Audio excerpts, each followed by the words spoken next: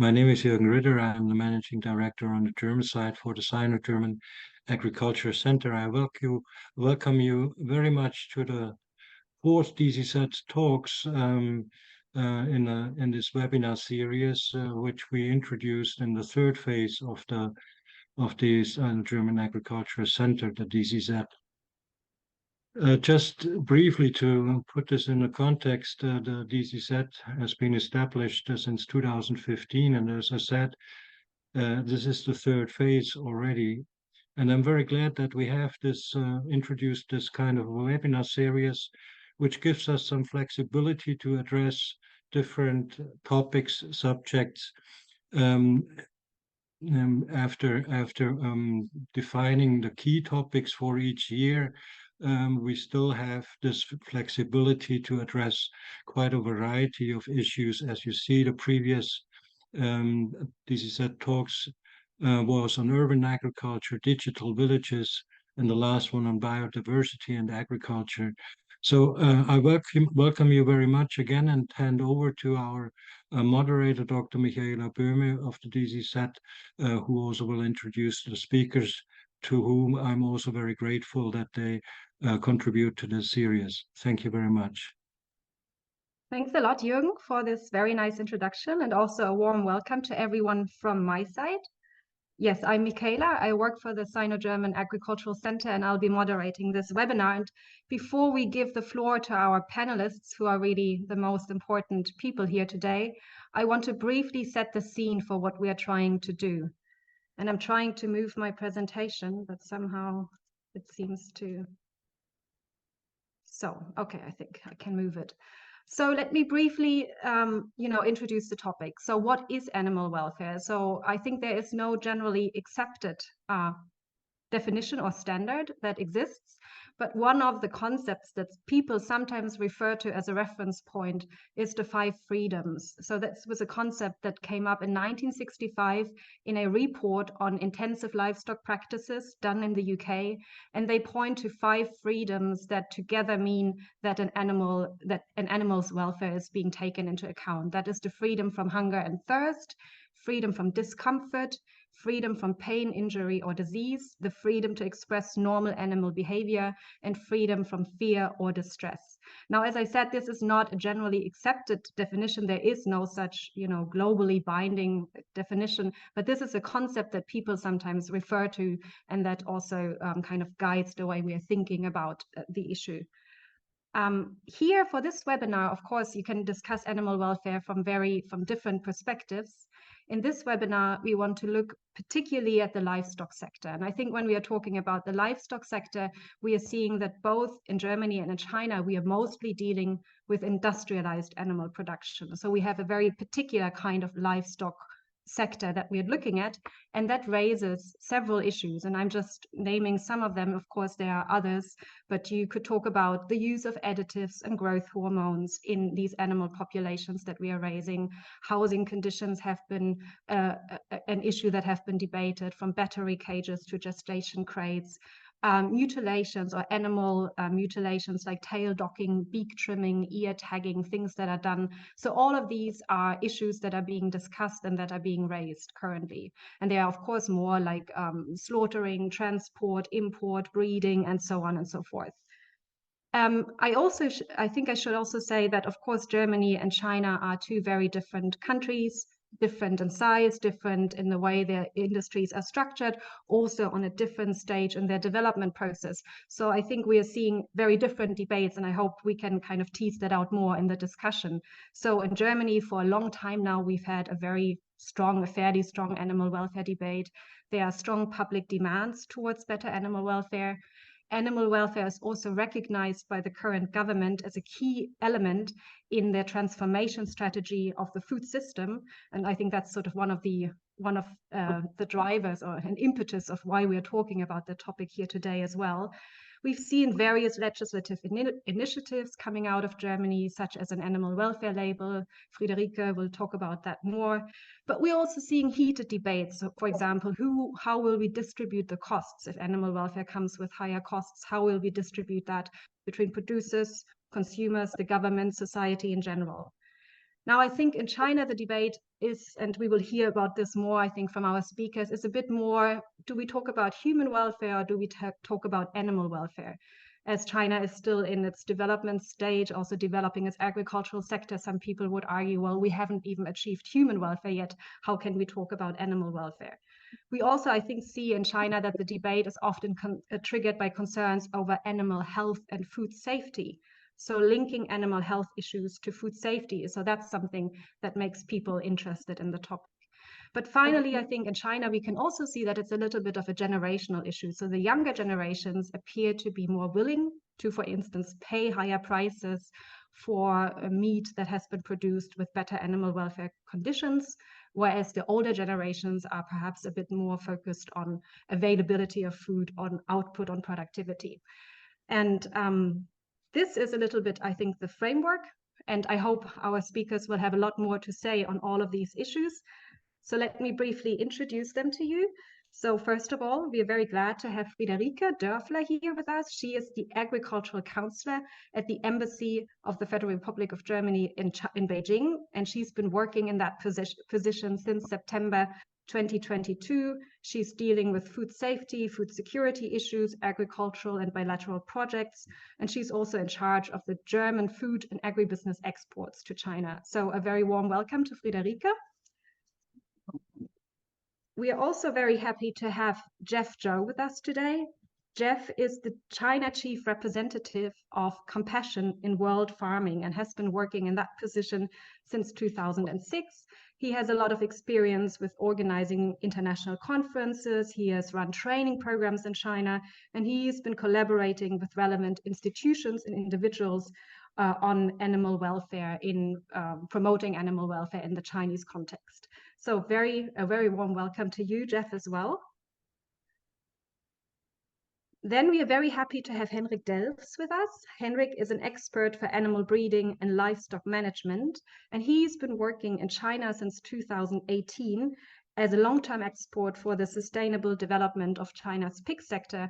And I think Henrik is perhaps a real practitioner we have here on board. He is very well acquainted with the livestock industry and the pig industry, both in Germany and in China, and I hope we'll get a few insights from how he views and compares these two systems.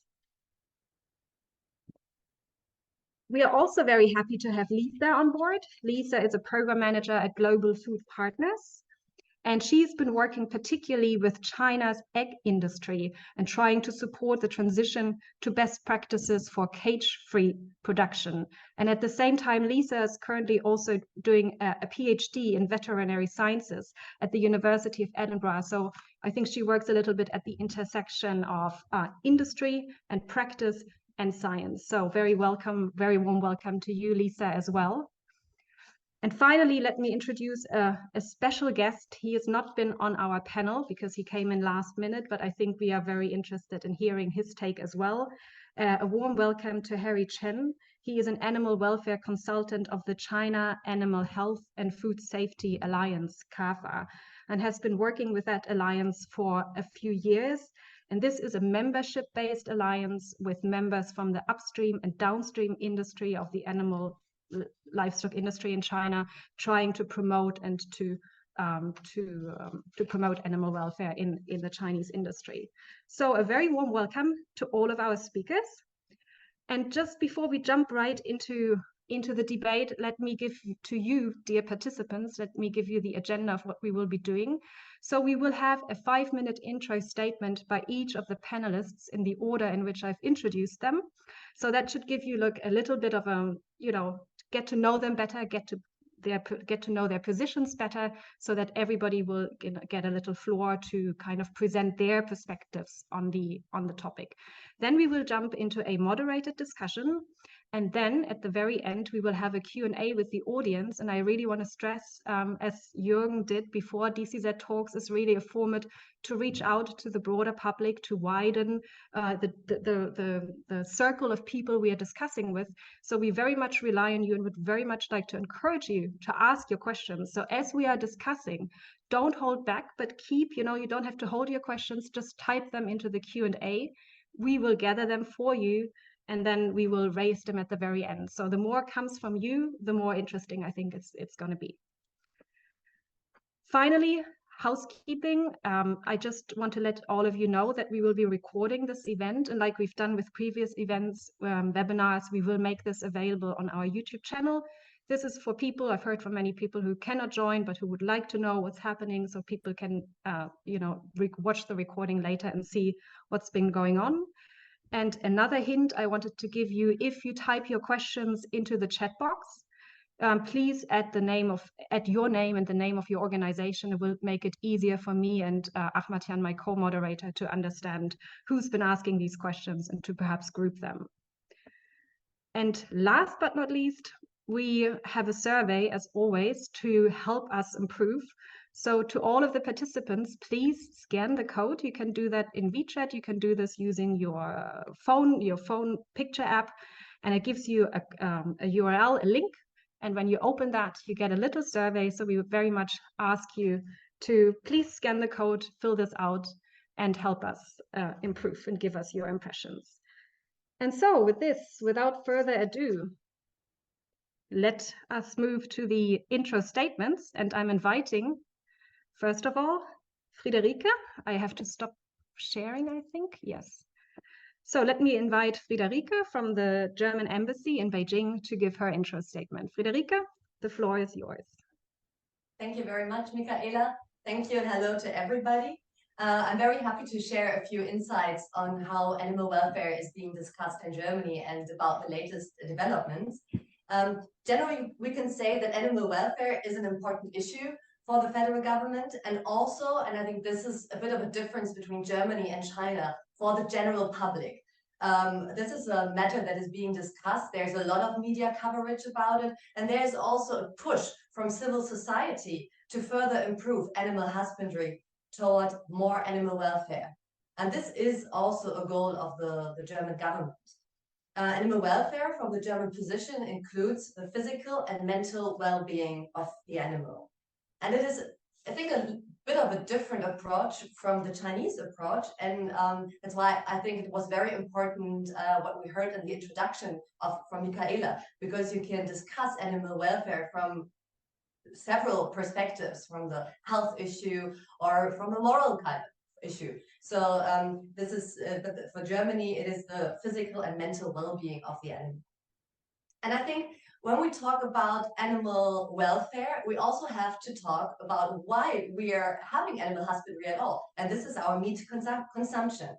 And worldwide, it has increased. But there's quite an interesting development, development that you can see, especially in industrialized nations. Because you can see that people eat more and more meat up to a certain point and up to a certain limit. And especially in industrialized nations, meat consumption has been relatively constant at a high level over the past decades.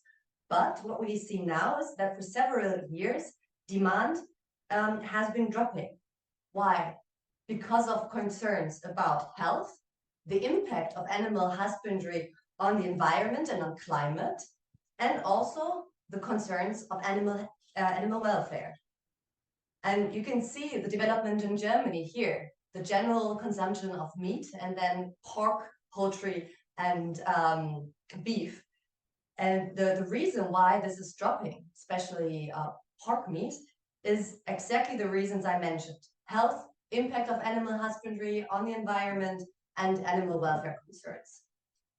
Surveys show us in Germany that consumers are willing to pay more for meat when they can be sure that this is meat that has been produced under animal welfare standards. So they are willing to eat less and pay more.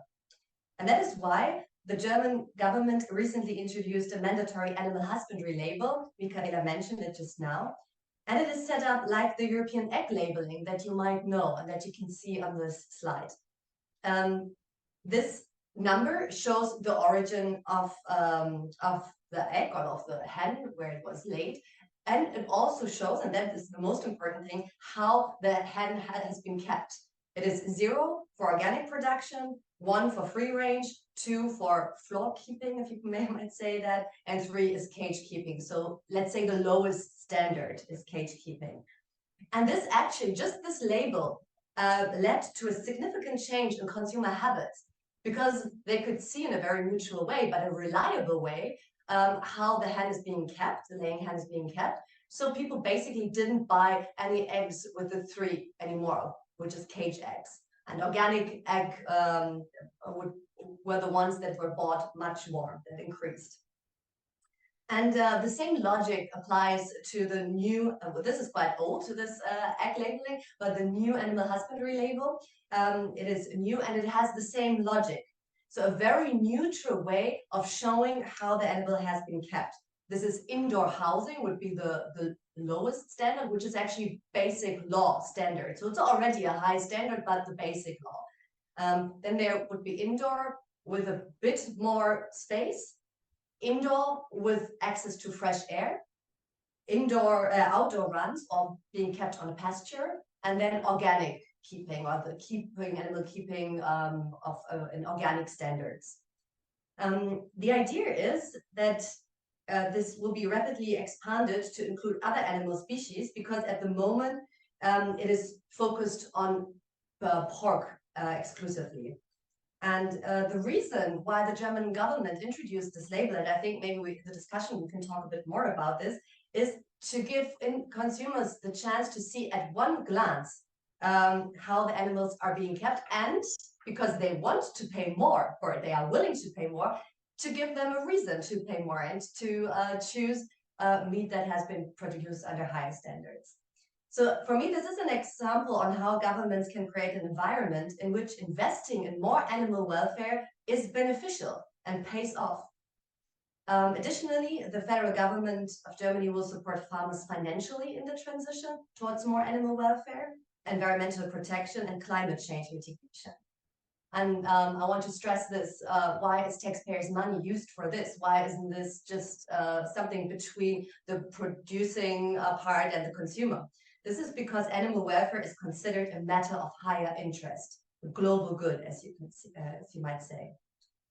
And lastly, the political aim is to improve the regulations further towards more animal welfare. This is a constant development. This year, for example, Minister Özdemir introduced the first commissioner for animal welfare, that you can see here. It is intended to make an important contribution to the further development of the sector of animal welfare in the sector. And the commissioner works politically and professionally independently, with the main task to advise and support the Federal Ministry of Food and Agriculture on issues relevant to animal welfare in the form of recommendations and statements. So this a quick overview from the German perspective, and I'm very much looking forward to your questions. Thank you. Let me unmute. Thanks so much, Friederike. I think that already gave a very good introduction. And I think we have a lot to discuss, but we'll keep that for the discussion round later. And now I would like to give the floor to Jeff, who will be presenting what compassion in world farming is doing in his take on the topic. So Jeff, please feel free to share your slides, and the floor is yours. Okay. Give me 1 second. No worries, no worries. It's already looking good. Okay, it's perfect. good now. Yeah. Perfect. Hi everyone. I'm very honored to be able to be invited to join this session of topics of animal welfare and share some of my understanding about China's situation to all the audiences. And I would like to start with the introduction of Compassion's work. First, Compassion in World Farming is a British organization founded in 1967 by our founder, Peter Roberts, and his wife, Anna. And we have been very actively involved in the legislation process in the world, of course, starting from Europe. And from the one that we can remember of is the banning of battery cages system to the recently kind of shelved kind of petition on the cage age. And for that one, all these initiatives, actually Compassion has been actively leading or getting involved in these.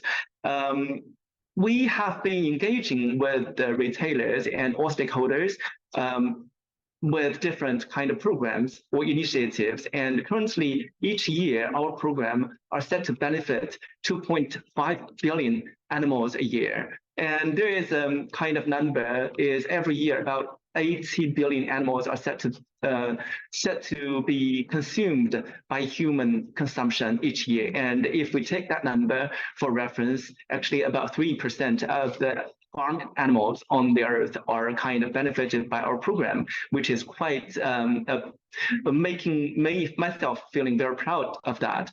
And when it comes to China, actually we started our work at the beginning of this century, kind of. And then I started in 2006, as Michaela has already introduced, started as a volunteer at the beginning. But we have been very actively to promote animal welfare in all sectors, starting from the public awareness raising. And then in the year 2013, we started our own site kind of program. Is kind of tailored our global awards program, starting with a good production awards, started with good pig production awards. And then later on in the year 2017, we started our good egg and good chicken production awards. And in the last year, actually, we tried to also introduce our global awards program, including our good egg and good chicken awards into China. And now China program are set to benefit about 369 million animals. Taking this year, not last year, 2023, for instance, itself, now we have already kind of awarded 11 enterprises with 16 awards. Nearly 85 million animals are set to benefit. Actually, we just had our Asian award ceremony held in Bangkok last month. And we also spoke at more than 20 conferences. So from all kind of lines, we are trying to promote animal welfare. The development of farm animal welfare in China can be measured or can be seen in these columns.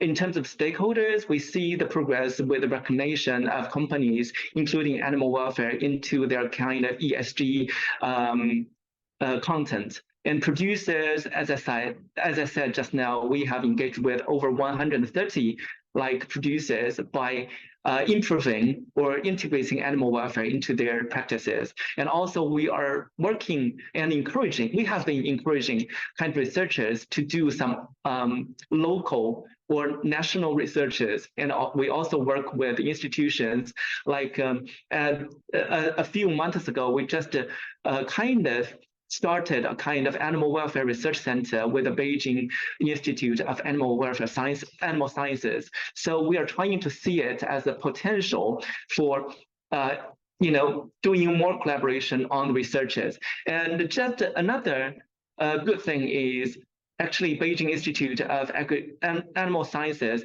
has already started a kind of scientific journal at the beginning of this year. It's a scientific journal with the inclusion of animal welfare sector, and Compassion are honorably to be appointed or recognized as the organization to be overseeing the content and the progress of this animal welfare sector.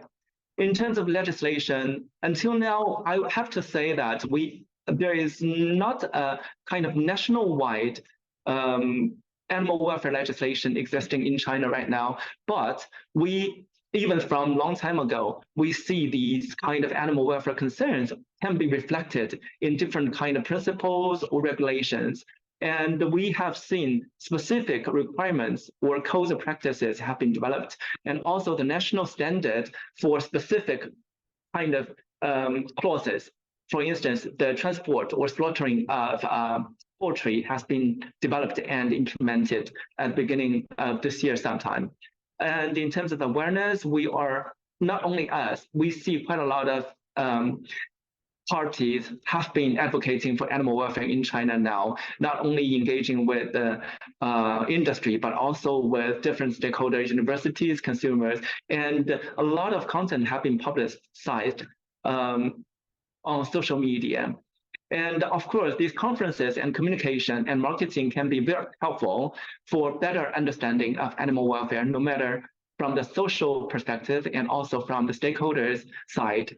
So we think the importance of this kind of cooperation, taking this webinar as a good example, this kind of changing of insights and knowledge sharing can be very important for the development, not only for mutual understanding, but it's very crucial for the development of animal welfare in China, for China's society to understand what's going on in the world, and also for the outside world to see the China situation and realize that on-site research and communication, and especially with the understanding of local culture background, financial background, and all the even diet background can be helpful for us to develop a holistic approach to solve the problems existing and find solutions to promote further. That would be my very brief introduction, and would like to share with you more in the further discussion. Thank you. Yeah, thanks so much, Jeff. That was very, very interesting. And I'm also very glad you pointed out the collaboration aspect, which is, of course, something that we also try to do here at the DCZ. And you mentioned the journal that you're doing together with Beijing Institute of Animal Sciences. So perhaps I was just thinking off the top of my head, we might send a link collection around perhaps to the people who attended the seminar afterwards for those who would like to know more about it. Now I would like to give the floor to Henrik. We're very much looking forward to your insights, Henrik, from both Germany or China, and what your take is on the issue. The floor is yours. Yes. Thank you, Michaela. Yeah, I will, focus on the pig industry, of course, because as Friederike already has shown, there are different approaches in Germany on animal welfare, not only in pigs, but also in poultry, chicken, and especially in cattle. But I will tell you a little bit, if there's enough time, I will also say a few words to that. Yeah, during the last years in Germany, we had different approaches on animal welfare, as Friederike already said, mostly because of social pressure. Because, yeah, I have to say, comparing to China, the pig husbandry in Germany and also in Europe is on a very high standard when we look on animal welfare.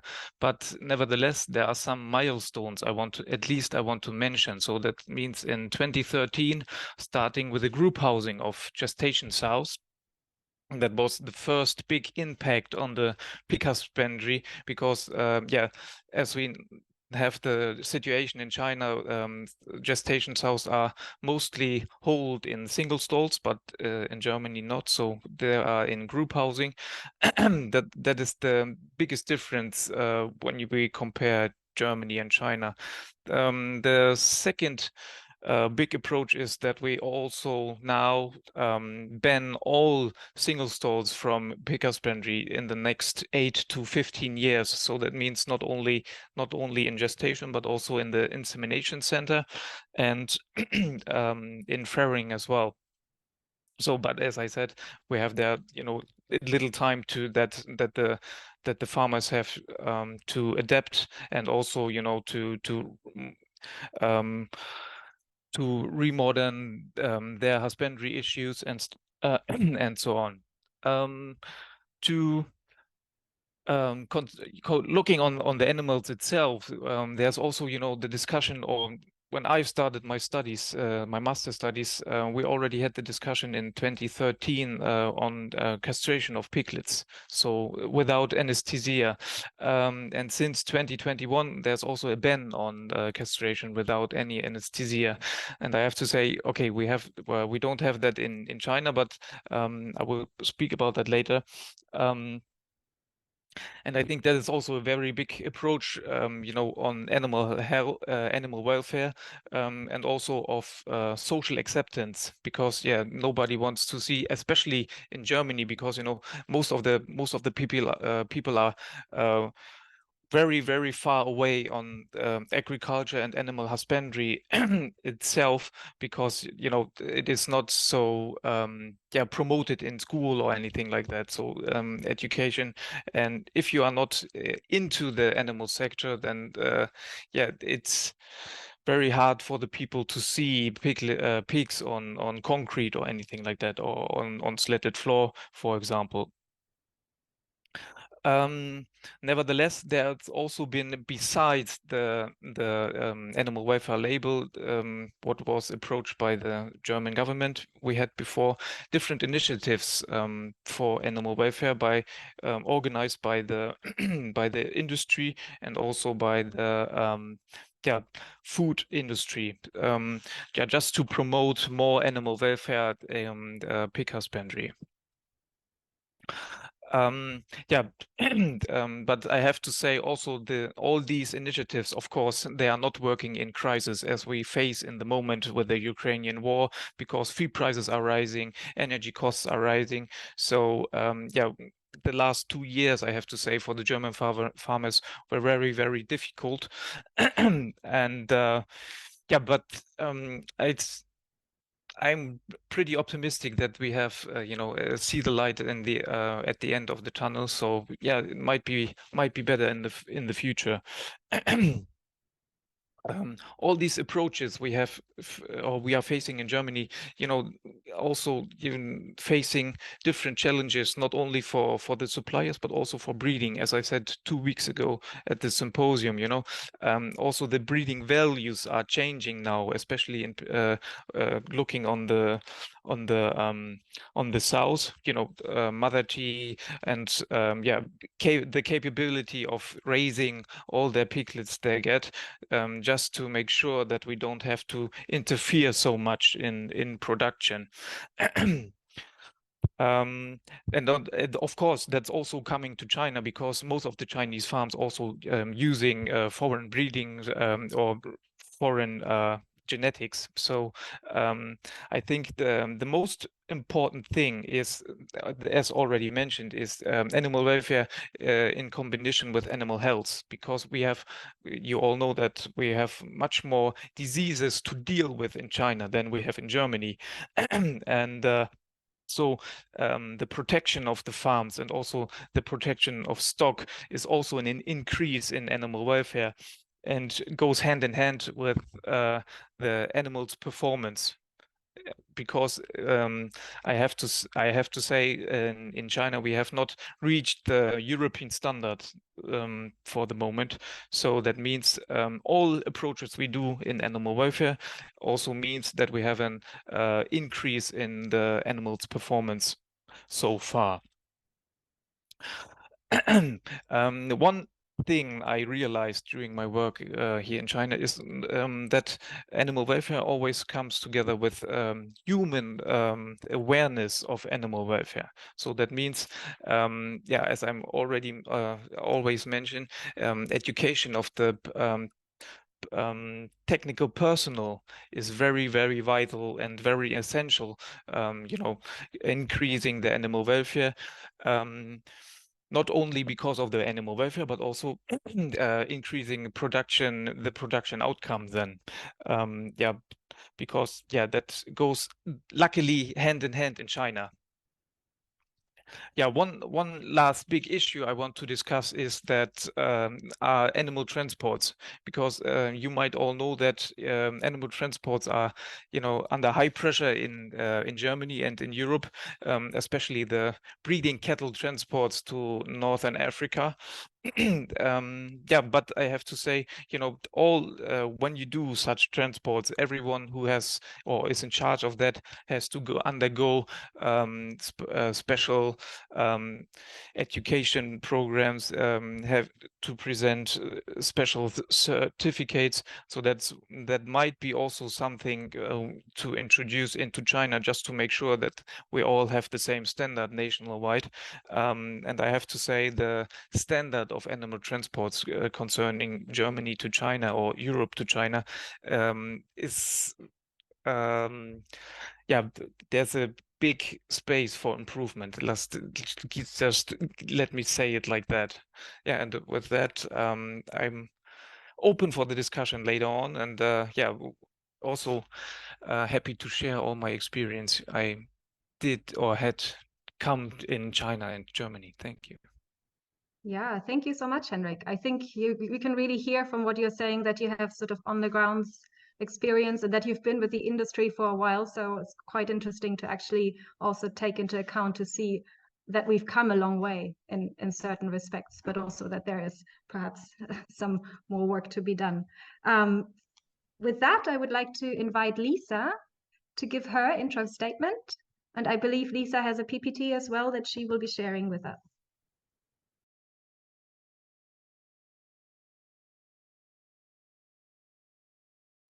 I think you're still muted, Lisa. Ah, yeah, wonderful. Yeah, okay. Can you see my screen right now? Perfect, yeah. Okay, good. Okay, good morning and good afternoon, everyone. Welcome to this webinar. My name is Lisa Yang.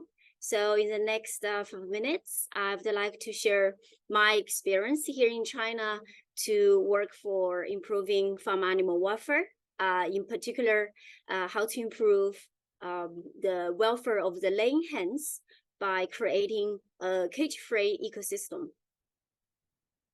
So first, I'd like to give a very quick background. I work for a consulting company called Global Food Partners, GFP, and our head office is based in Singapore. And our work is to work with laying hen producers to help them to produce cage-free eggs. And we also work with food businesses and the hospitality industry, such as like the hotels, to support them to source cage-free eggs. So currently we are working in 9 Asian countries, and our approach in the region is to engage with multi-stakeholders to build a sustainable cage-free egg supply chain. So the discussion about transitioning from cages to cage-free in the Chinese egg industry only started in recent years. And the background is that many major multinational and Asian corporations, they made the public pledges to source cage-free eggs. And the policy initially was applied to their European and North American markets, but in recent years, they start to apply the same policy to their Chinese markets. So that's why we're talking about it today. And so what does that mean? That means many companies right now, or more and more companies right now, when they previously they source eggs from the cage systems, now they're transitioning to cage-free egg sourcing. So there are different types of cage-free systems, and in China you can see different types. Here I listed them. You have single level, multi-tier, or aviary systems. You will also see free-range systems, and some farms they also use the veranda systems. So pretty much similar as the ones you can see in the EU and North America. So compared to cage systems, cage-free systems allow the birds to perform key behaviors, such as perching, nesting, dust bathing, and foraging. And all these behaviors allow the birds to have positive experience, which is a very key aspect of good animal welfare. However, cage-free does not necessarily always mean good welfare. Instead, for a cage-free system that ensures good animal welfare, the system must be well designed and well managed. We've been working with producers in China and Asia for over a decade. So when we're talking to them, we're just trying to understand what type of support they really need when they try to transition to cage-free systems. And we also conducted some research projects trying to understand their needs. And here is a very brief summary of our results. So you can see that the surveyed producers really think the technical support and the training opportunities are the support they need the most when they consider transitioning to cage-free. So to address this bottleneck, we established our knowledge transfer program. This was also mentioned by Jeff, like knowledge transferring and knowledge sharing is very important, and we definitely feel the same. And we have our producers online training program, and we also have on-site consultation program for the producers. So here is a very quick glance. I agree with Henrik, who just mentioned that the production results and animal welfare should walk side by side. Definitely, so we work with our clients here. So for their cage-free egg production, here at the end of the production, we can see their peak egg production rate was over 95%, and the floor egg rate was less than 5%, and the mortality rate was also less than 5%. So for anyone who works in the poultry industry, you should know that these are very positive production results. To expand the impact of knowledge transfer and the knowledge sharing, we also plan to work with our international partners to build a cage-free model farm and training center. And again, I agree with Jeff, this international collaboration is so important for the improvement of farm animal welfare here in China.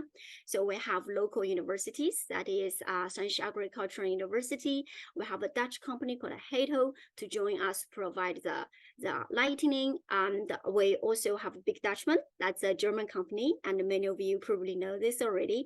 We're also with a Canadian company called Probiotic to help us with some feed additives. So through this international collaborate project, we want to showcase the best practice of cage-free egg production and to build a cage-free ecosystem here in China. Apart from the producers, we also realized it is very important to engage with the food businesses. Michaela just mentioned this at the beginning of the introduction. So how should we distribute the costs? Is that only the producers? And we believe it should not be the case, because in China, based on our work, we can see that producers cannot transition to cage-free systems if there is no market demand and there is no willingness to buy. So that's why we try to engage the food businesses and the hospitality industry to help them, to support them to source cage-free eggs here in China. Right now, we're working with Unilever and the Compass Group and help them to implement the policy. So to summarize, we think creating a cage-free ecosystem is definitely effective strategy here to improve farm animal welfare. This can be done through supporting key stakeholders, including egg producers, food and hospitality. And this can be done through online and offline training opportunities. And we also want to expand the knowledge transfer to various stakeholders. So that's why we establish a cage-free model farm and a training center, because we do believe the approach to engage multi-stakeholders is very critical for the improvement of farm animal welfare here in China. That's the end of my introduction. Thank you very much. If you have any questions or want to know more about our work, yeah, send me an email. Thank you. Thank you, Lisa. And I hope people can also raise their questions directly in the webinar, but of course they can also send an email afterwards. Yeah, very interesting. I think we will hear more about the model farm you're building together with the partners you mentioned, the cage-free ecosystem that you mentioned, but I also very much, I think, like this idea of working with the hospitality industry as a kind of multiplier to actually create the consumer demand that allows the producers to transition. So thanks a lot for this statement. And last but not least, I would like to give the floor to Harry to tell us about what CAFA is doing in the area of animal welfare. The floor is yours, Harry. You're still muted, Harry. I think we can't hear you. Thank you, Michaela. Thank you, DCZ, for our invitation. I'm very happy to join this webinar. I'm I was asked by Dr. Zhou to join this webinar just a few days ago. So I'm sorry that no presentation for this webinar. Just on behalf of Dr. Chen to speak, to have a brief introduction of Kappa to the audience of this webinar. So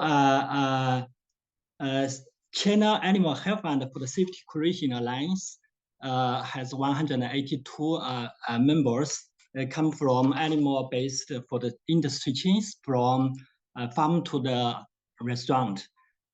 So with our alliance is established 7 years ago. So each year we will hold the forum and attract talent people, talent expert and industry players to industry leaders to join our alliance forum. And we also we will host the animal welfare science forum each year. And also we will select the animal farming enterprise to do the animal welfare training and to for the model farm annually. And also we build the online animal welfare education system and supporting the cage-free egg accreditation and market demonstration. So as the China animal husbandry capacity developed very fast in last several decades, Chinese people take more and more concern to animal health and welfare issues, both in farming, transportation, and processing, slaughtering steps. For example, in recent years, China government undertaking strict control on the antibiotic use in feed. The prohibition of the use of antibiotics in feed for growth promotion purpose from 2020, July of 2020, and some industry animal welfare criteria, such as the welfare principles on broiler slaughtering and transportation was issued and published, and CAFA gave some support for the process of this important process. So we are glad to say that in a long history, Europe, including Germany, takes the leading role on animal health and welfare science research and legality process. And CAPA will continuously lead and support animal welfare science research development in China and sharing best practice in China industry.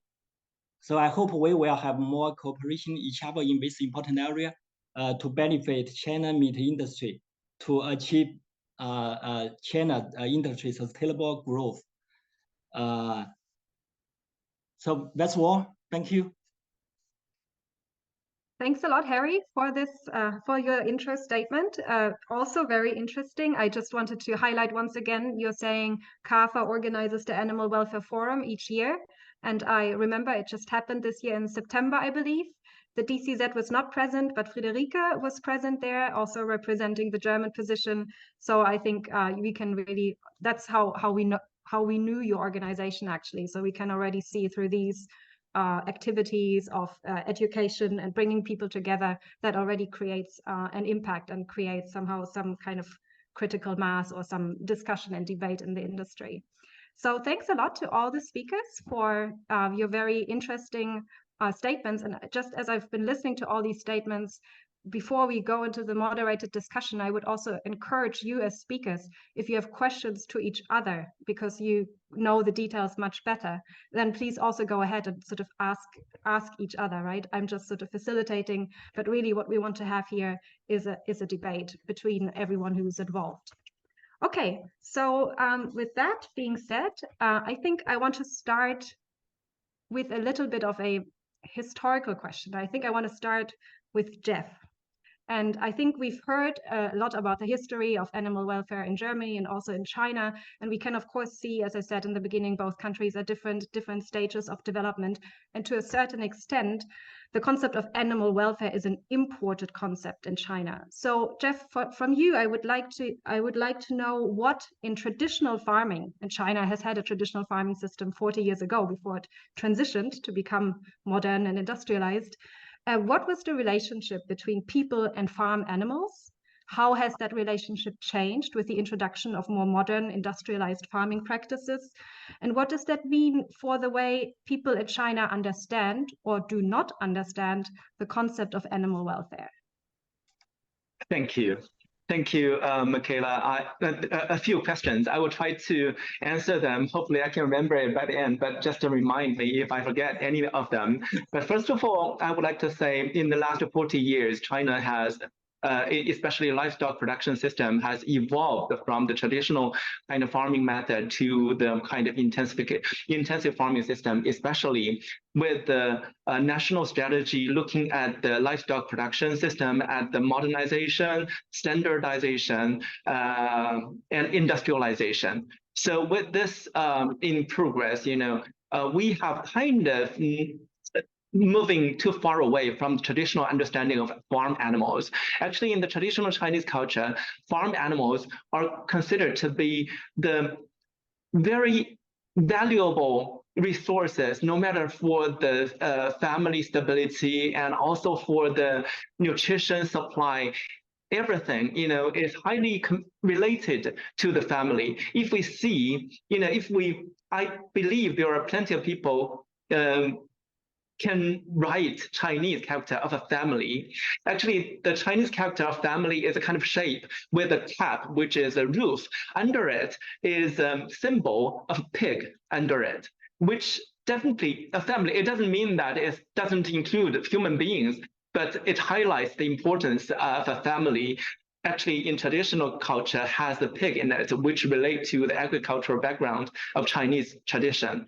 And this is very much related to the living system of the Chinese people. And looking at the philosophy or the beliefs of Chinese culture, I'm sure that quite a lot of friends may know of Confucianism and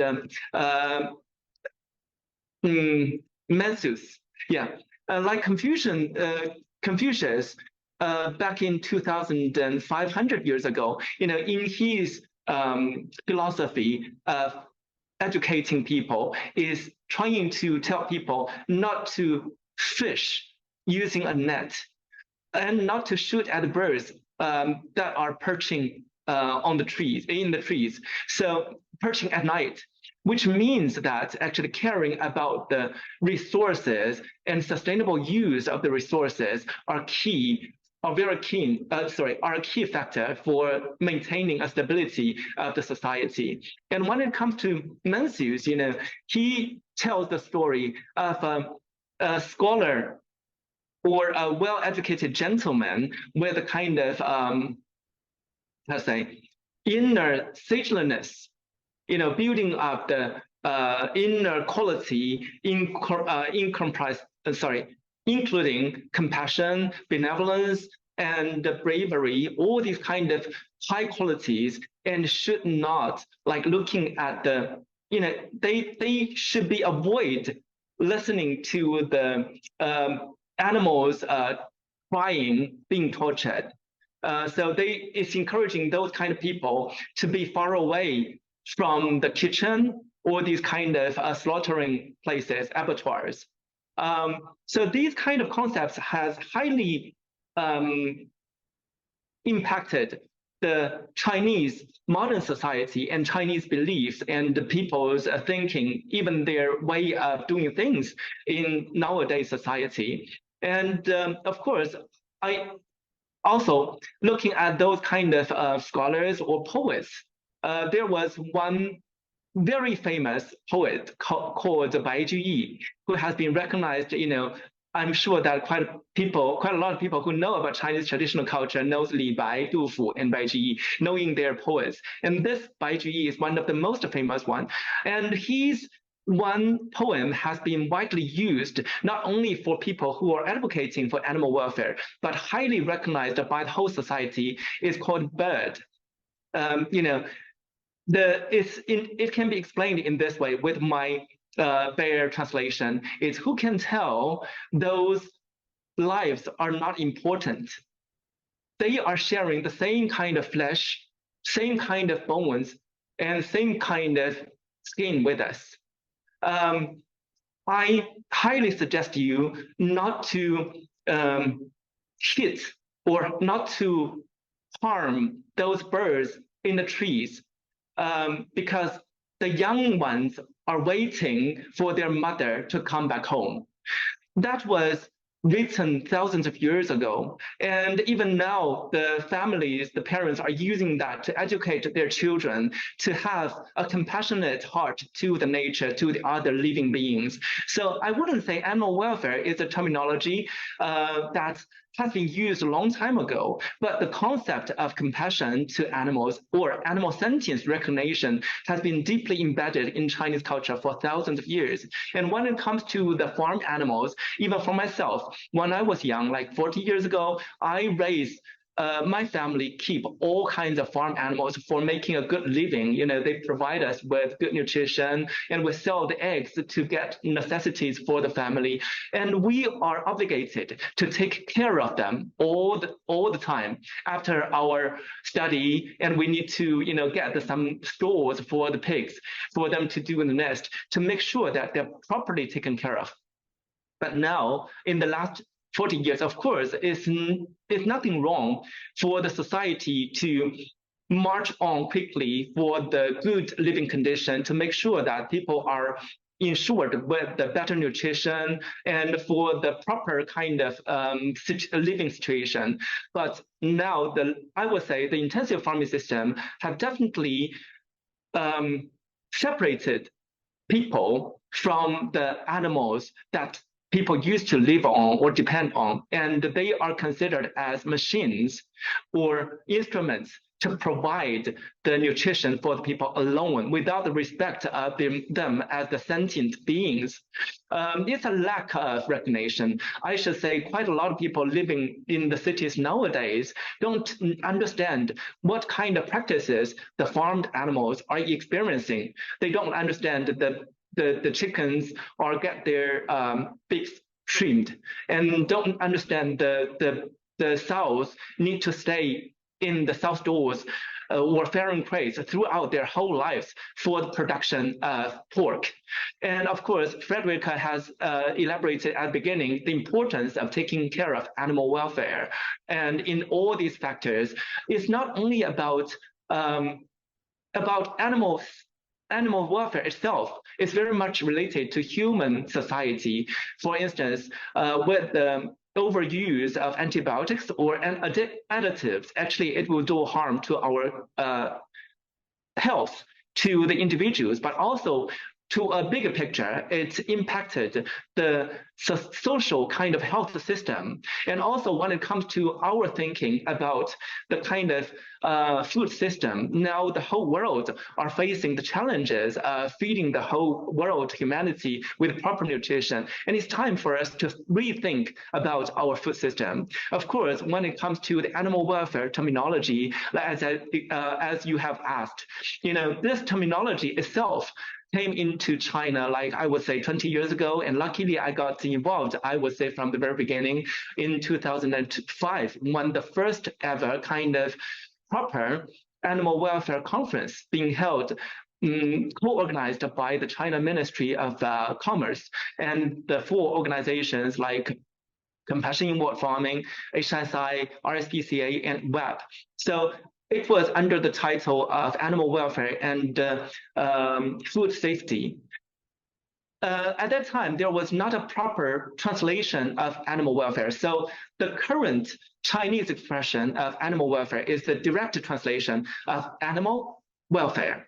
And even nowadays, in the last 20 years, and even now, we got lots of kind of questions or loads of kind of debate about if we still need to, or if we should continue use this terminology, or shall we change it to another terminology even now. So you can see, because the welfare itself in Chinese reflect nothing to animals before, but it refers to the kind of additional benefits being given by the working place or the authority to those kind of low-income people, or to the kind of staff. It's not related to animal welfare, but we understand that using of animal welfare itself is not about provision of additional benefit. It's about just providing the basic need, basic materials, or ensure the animals are provided with what they need and what they want. So this is my understanding of the animal welfare. Hope it can draw a good picture to you.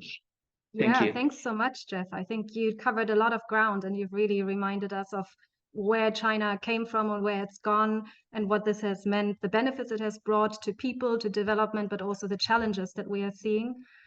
I see that Friederike raised her hand, and since I encouraged you to ask each other questions, I would think I'll take that question. Please, Friederike. Yeah. Thank you. Yes, I have one question, Jeff. When you said that consumers in China and the cities don't really know anymore how animals are being held, that applies for Germany as well. But I'm wondering, would they really care? Or would they say, you know, I mean, I see how they care about their dogs, carrying them in bags and stroking them and whatever. But of course, dogs are there to live, and farm animals are there to die and to end up as pork meat and on our tables. Would they then say, well, this animal is going to be killed anyway, as long as it is healthy enough, so my health is not affected, and as long as there is productivity, I don't really mind if they have all these 5 freedoms that Michaela introduced. Yes, I would say, thank you, Friederike. I would say actually companion animals have, companion animal welfare actually started a little bit, to my understanding, a little bit longer compared to farm animal welfare issues. You know, the social recognition of companion animals started from the, you know, the families taking animals as pets, which happened, you know, quite a long time or many years ago. But understanding of that still increased in the last decades with the better education, better acknowledgement of animal sentience, and with the influence of all the parties' efforts in making the change. You know, education, the public to be, you know, a responsible pet owners, and also like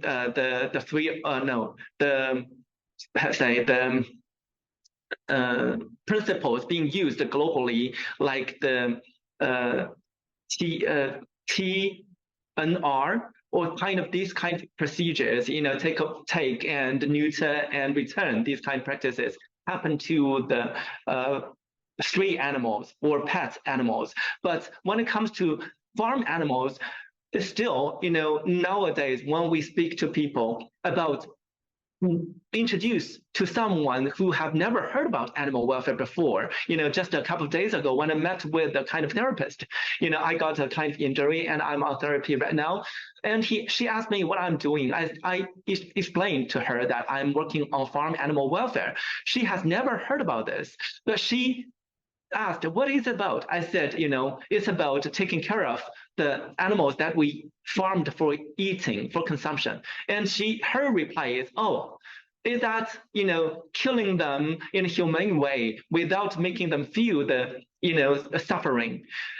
They instantly reflected to that, and they instantly know that. Some people may say, the same question as Friederike asked is, you know, they are about to be consumed anyway. How come should we care about that? But I would say only a small portion of the people will think about that way. And of course, it needs further education. For us, we will try to explain it in several levels. You know, first of all is, of course, we are not expecting, we hope we can reach the target of everybody have the compassion for animals. But first of all, we have to put human beings at the core at the center of our consideration. They care about food safety. They care about what kind of nutritional food they can consume. So we will explain to them, by taking care of animal welfare, it can reduce animals from stress and reduce from the antibiotic residues. So it can, by taking care of animal welfare, it can ensure human beings consume better quality products. So by meeting these kind of demand, it comes to another level, because when people are nutritionally fulfilled, demand fulfilled, or they are capable of providing themselves with nutrition, and they will have spiritual pursuit. They will care about the living beings, especially to the family. I believe every family, the parents want their children to grow up in a compassionate world and bearing a compassionate heart, having love being embedded in their heart during their. They expect them to grow up as kind of people with good quality. So this is another cause for us to think about taking care of animal welfare for them to bear a good heart. And then we have built up layers of the kind of concerns for the society, for the environment, for the food safety, for the humanity's future. So these are the things. And just one quick response to Friederike's question is, do they care? I noticed that Michaela has expressed in the beginning is, according to a survey, 8 to 10% of the Chinese people would like to pay additional price for high welfare products or care about animal welfare. And I recall another survey being carried out in a Western country, I can't remember which country, is also of all consumers, only 12.5% of the consumers care about animal welfare during all these kind of factors of selection. And also there are other surveys from the China side, is it doesn't show much difference from consumers' understanding of animal welfare, no matter is it important animal welfare to your consumption, or are you willing to pay additional? But when it comes to practice is another thing, because in Western countries, like I say, in Germany, you have legislation, you have labeling system, you have good structure. Well, in China, because we're lack of that, the consumers are not sure if they are really paying the price for those high welfare products. I know I need to stop now, giving more time for the other speakers. Thank you. Yeah, thanks so much, Jeff. I think you've brought up so many issues, and we can really see you're very much, really driven and passionate about this topic. That's very good, and thank you for your intervention. Now, I think I have to veer off script here, because we are basically just have 20 minutes left. And so what I would suggest to do is, we already have quite a few questions in the chat, and I'll just pick them out now and I'll address, they are being addressed to specific speakers. And so I'll just address these to you now. And I think I would just start with a question from Hang Li from the Humane Society International that goes to Henrik, and is actually asking where China stands in terms of group housing for gestation for sows. Henrik, you mentioned in your intro statement that Germany has made progress in that area. Where does China stand? What are the reasons for that trend? And do you have production data between gestation stalls and group housing? And then I'll just pose another question that goes to Lisa then afterwards, also from the chat, which looks at whether there are certification schemes for free-range eggs in China. And I think that goes back to Jeff's intervention just now, that if there's no scheme and there's nothing that consumers can trust, it is much harder for them to know what they are actually paying for. So Henrik, please first, and then we'll just pass it to Lisa. Yeah, concerning group housing of gestation sows, I have to say I've been working with mostly with national core breeding farms in China. So that means they are already, industrialized, or using European housing equipment or European housing standards. So a few of them are already using group housing for gestation sows, and the the advantages are in later easier labor, so you don't have to interfere so much, helping them if you have difficult labor, and also it's you have advantages in the development of the piglets inside the sow's body, because as you can imagine, the sows are able to walk, they are able to to move, to digest correctly, and also looking on the sows, we see that we have less losses because of foundation, because of claw injuries, because when they are lying in the single stalls all their life, as you can imagine, the development of the body is less than when they are able to move around. So during this gestation, I always tell people, just think of your wife when she was pregnant. She also needed to do some sports, to activity, just to to not only focusing on her, but also focusing on your future child. So I think empathy is looking on humans and also looking on the pigs is the most important thing for approaches in animal welfare. So thank you. Okay. Because, yeah. I would Thank leave you. it like I would leave it to that, because we are just short in time. Hangli can contact me later if she wants to, because she already added me on LinkedIn, so no problem. Oh, you know each other. Very good. Okay, great. Then you can carry the conversation further, of course. And now I would just pass it to Lisa with a question on cage-free certification schemes for cage-free eggs in China. Who is certifying? Are there any schemes? Yes. Thank you for the question. That is a very important one, because certification schemes encourage the producers to produce labeled eggs, and they can help or facilitate the buyers to buy. So in China, there are two operating schemes. One is developed by the China Chain Store and Franchise Association, CCFA.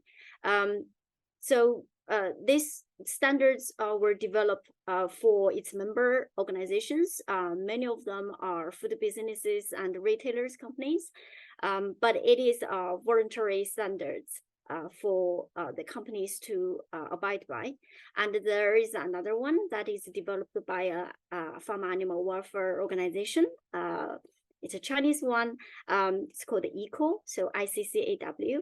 So they developed with the Ministry of Agricultural Affairs, and the label for that is 明特优心. So they are not only look at cage-free eggs, but also other agricultural goods that meet certain standards. So those two have been used to certify cage-free egg producers. I don't have statistics for the ICCAW certification scheme, but I know for the CCFA one, I think over 10 cage-free producers have been certified. And I also know that many buyers from the corporate end, they recognize this labeling system. So that's a good sign. Hope I answered your question. Right. That would of course be very interesting to compare that more with the German case and what it does if like private or like government-backed organizations certify for their members versus you have a system that is sort of universally applied within the whole nation state, and what that means for consumers, who actually knows about the label, who trusts the label. But I think we can also perhaps keep that for later or for a follow-up discussion. But I'm seeing that Jeff raised his hand. So please. Yeah, just want to add one point is aside from the two systems that Lisa mentioned, there is another label system, actually is registered label as cage-free by a consulting company called IQC. Actually, this consulting company organized is annual kind of cage-free summit each year. So it used to work with another kind of certification organization before, but that one was stopped, and now the cage-free program was continuing, and it has already labeled like over I think over a dozen farms already. And I wouldn't say passion, our work, I mean, our good production awards is a label system. It's just an award program. But honestly, this program, as a awarding program, we have very specific criteria for different species of the animals. So some of the companies are engaging with us, and with the lack of labeling system in China, they are recognizing us as a kind of system can evaluate the animal welfare status and then be used to contact our awarded companies. It's just to highlight one point. We are not a labeling system, but it's used kind of as a verification scheme. Thank you. Okay. And I think this already gets us into the tricky details. It's a question I had prepared for Friederike, but I think a similar question came up in the chat as well. So when we are talking about labeling, and now we are talking about the animal welfare label that Germany has just put out, the question is actually in the practice, in the doing, right? So how is it really, who certifies, which organization, which standard, which protocol? Are there different organizations with different protocols? That is the question. And my question would perhaps also be, as an add-on to that, how do you ensure that that people really abide by these standards, right? You need more than just the certification. You also need checks and controls to really enforce. So Friederike, perhaps you could say a little bit on how this is being done technically, or how it's being discussed in Germany. Thank you. Yes, I think first let me stress the point that I think the trust issue is a bit different between China and Germany. German consumers trust a label that has been issued by the state a lot. So I think, but in this case, for China, if it's a label by a company or by a consulting agency, I think this is also possible in China. In Germany, that wouldn't work so much. So this is why also the federal government introduced this mandatory label. And well, there's one thing, as you probably saw on the picture, it looks quite boring, to be honest. And the reason for that is it's a neutral label, just really showing on the packaging itself how this, in this case, it's only at the moment for pork, but it's going to be expanded, but how the pig has been held. So it's very neutral. No marketing on it. It's just an information for the consumer. And so as it is mandatory, of course, every farm that is keeping pork has to hand in their information to the competent authority. You know, Germany as a federal state is always the competent authorities in the federal states, in the Bundesländer, who are in charge of this. So each farm who has to apply for this label will send in all the necessary information, proof, certificates to the competent authority. They will get a number for the registration, and there's a certain definition. You know, I told you it is like a five-step label. So there is a certain definition. It is the standard regulation of the standard law. If the farm is working according to the national standard, which is already high, but it's just only the national standard, then it will get this certification. If there's more space, stable plus space, that's the name, and the space is defined. So this is not different depending on the competent authority. It is the protocols are all the same. So there's a definition for the space that has been there. There has to be proof for it. So the competent authority would then award, well, that's award is maybe the wrong word, but then would say this is the certificate that you, or the products that you produce, can be shown on the packaging later on. Or same with fresh air. If they have the possibility to leave the stable and have access to fresh air, there's also quite a strict definition. So as I said, it's the competent authorities that might differ from each state in Germany, but the protocols are all the same. So it is nationwide. It will be the same. So consumers, no matter where they buy the product, no matter where the product is from, German producers only, they can be sure that this is what they get. It is on the packaging is what they get. And this, of course, will be checked by the competent authorities. They will visit the farms. They will check if the documentation they received are valid, if they are true. So there's quite a lot of controls anyway for German companies, German farms, German agricultural companies. So they will check all the documentation. And what I also wanted to say is it is only for German producers. It is not possible due to trade organization wouldn't allow us, European Union wouldn't allow us to have it as a mandatory label for all companies that want to sell in Germany. It is only for German companies. So this is also a criticism on the one hand, but it is still, the system is open for all producers from all over the world who want to join. They can register, and then they will also be submitted, of course, to the process. So they will hand in their documentation. There will be checks by the competent authorities to make sure that wherever this label is on, you can be sure that this is what you get. And just a question from my end. This label has just come on, it's just been decided, it's just been passed into law recently, right? So if I go to, I haven't seen it yet, if I go to the supermarket, when will I see it? Do you know? Oh, I don't have the exact date. Okay. But it's true. It's just passed the legislation. It was just introduced this year, so it's quite difficult. I mean, maybe if you followed the German politics, you've seen that this has been a very long process, to be quite honest. And there's a lot of discussion going on. But well, we finally it's a breakthrough. But let me just add that there's also other labels and other initiatives as well. I think Henrik mentioned them before. So there's a lot of movement on the market, and the goal really is to improve animal welfare. And also, let me please add one more thing, because I thought in our discussion already that we see the discrepancy that Michaela mentioned at the beginning. We were mostly talking, or a lot of talking, about animal welfare when it comes to animal health and food safety. And there's one thing that Henrik mentioned that I would have also liked to include in my presentation, but then my time was up.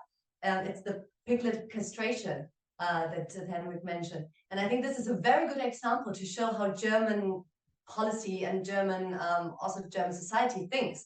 Piglet castration without anesthetics is forbidden in Germany. And this doesn't have anything to do with a health issue, with food security or food safety, anything. It is only because the German society thinks we have to reduce pain for animals. And this is the only reason. This is like a reason is respect and a moral obligation towards our animals. It doesn't have anything to do with all the other issues. So I think this is quite an interesting aspect to include in this discussion. Yeah, of course. I mean, China and Germany, there's different stages of development. So I think the debate is somehow we have different aspects to keep in mind. I would invite everyone online. I mean, we have already answered questions in the chat. I would invite everyone online to please, if you do have any more questions, just type them in the chat. I would also like to invite and remind everyone, I'm bringing this up again, to please go ahead and scan our code and give us a little bit of feedback. It will take less than a minute, just a few buttons you have to press. And now I'm seeing that there is a question, a hand raised in our office, in the DCZ office. So please, I don't know who's asking the question, perhaps Ahmadjan? Please go ahead. Yes, thank you very much. My question is to Henrik. I was reading about this application of blockchain in pig farming, and I was also reading that now in some Chinese farms, like very small number of them, I'm not saying it's all, they are using facial recognition technology to track pigs and their health and etc. So what I'm reading is it is only very positive. This blockchain technology can track their growth, and this facial recognition also helps these farm managers to discover whether they are ill or not. But do you think, so what is your understanding, and because you work in this industry, and is there any negative side of using these digital technologies to animal welfare?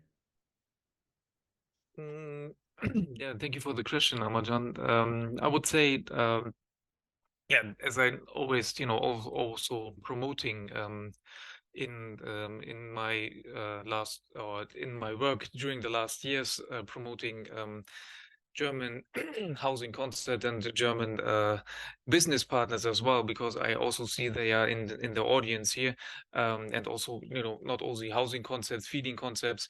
I also promote modern technology and also modern herd management technology and also software, because that gives not only a better or faster reaction if anything happens. So if we have a hovery or anything like that, but also gives us the possibility out of economic reasons, to improve the production. So as I said, in China, we have still, it always depends on which level of development you are, or which stage of understanding of animal welfare and housing standards. But in China, we still have the chance, by improving the production performance, also improving the animal welfare, and having also a better economic economic outcome out of that. So I also, as generally speaking, I always, promoting paperless pig production, so digital solutions, because they give you, they ensure better animal health, better, as you know, biosecurity is a very big issue in China, because they are dealing with much more diseases in China than we do in Europe. So it gives us the possibility to react faster if anything happens on the animals. So as I said at the beginning, animal health is very close connected to animal welfare in China. So that was everything I wanted to say. Thank you. And So probably in China and in Europe as well, right? I mean, I attended the cattle and swine symposium that Henrik mentioned in his introduction, which happened 2 weeks ago or so. And there were also quite a few very interesting companies that provided digital solutions where you use all kinds of digital tools to really see how an animal is doing from birth to the end of its life. So for sure, digital technologies do play a role. And of course, you can have a discussion between to what extent does it promote animal health, and how do we then even add on to that to also promote welfare issues that come on top of the animal being healthy. But I mean, there is at least I can say there was a lot of very fascinating work being done that was presented at the symposium in terms of digital technologies. I see we have one last question, or perhaps last, we have one more question in the chat. And that goes to Lisa, and I would combine it with a question of my own. So the question in the chat is, what are the animal welfare? Are there animal welfare requirements for organic egg production? And I actually remember the label that Friederike showed. The highest standard of the label is organic. So I guess that would also apply to the German labeling. What are the animal welfare requirements for organic egg production, Lisa? And if there is some time, perhaps afterwards you could also add on and say a few more words on the model farm you're building and how that is actually meant to serve as a model. In what sense does it serve as a model? Can people come there? Can we go there? Is it open for visitors? So please, Lisa. Yeah, sure. So to answer first your question about the animal welfare elements in organic egg standards. So as far as I know, I don't think so.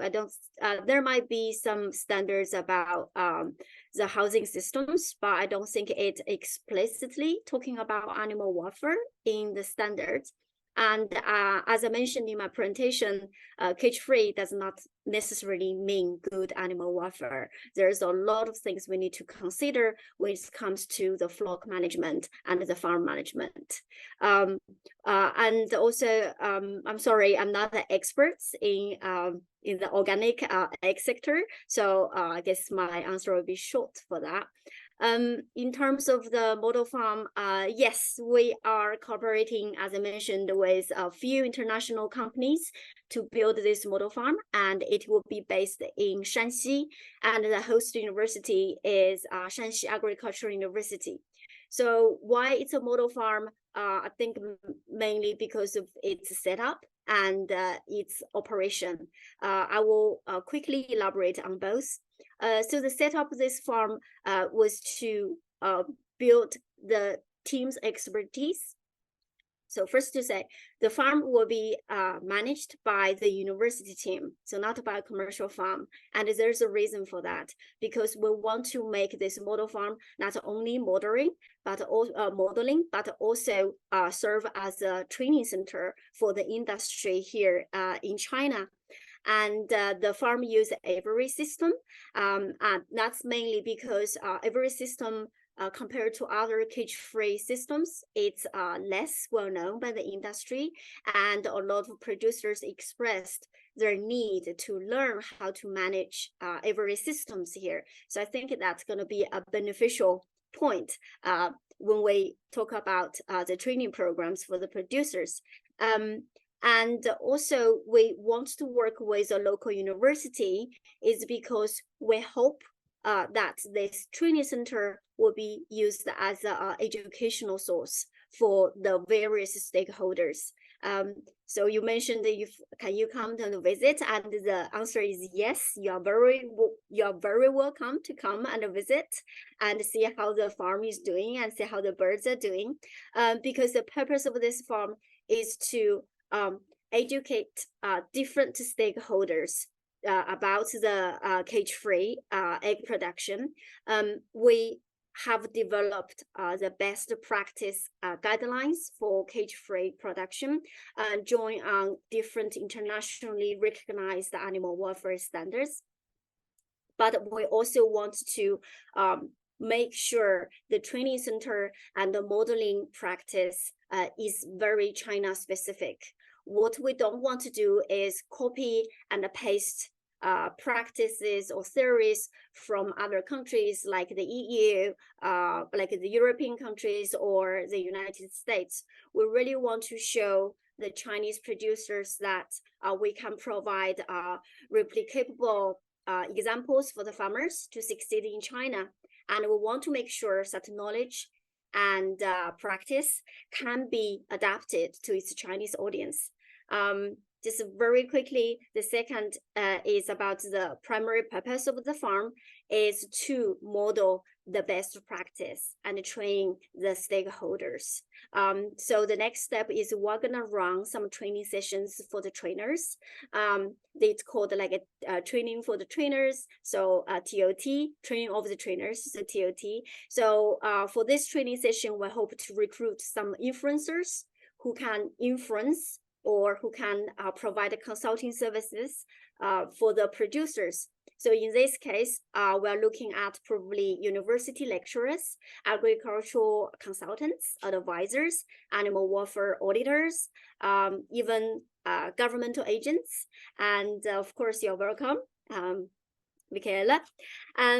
So yeah, and everyone basically. So we just want to improve the practice for the producers. If they want to open a new farm, they can come and learn. If they want to improve their practice on their existing farm, they can do that as well. So through this approach, we can just build the capacity of the influence to disseminate the knowledge and also provide a learning environment for anyone who wants to learn about cage-free practices. Thanks so much, Lisa. It definitely sounds, I think we'll definitely visit, and I guess everybody else who's been listening to this webinar. And I think with this, we already have to close because we are already running out of time. I think our learning is that 1.5 hours is usually too short to discuss all the things that come up in a webinar. But I hope everybody who participated got the chance to ask questions, got some insights into what is happening in Germany and China. I hope we can keep up the discussion. I've heard many keywords coming up over and over again: education, training, cooperation, awareness, trust. So all of it, very interesting issues that we can learn of from both sides. And yeah, I think with this, I would thank everyone for this very great and interesting webinar. Did I forget to mention anything? I think not. I hope everybody scanned the code. We'll be in touch. I think I'll ask around and perhaps we can send a small link collection of things that people mentioned in the webinar where our participants audience can find further information.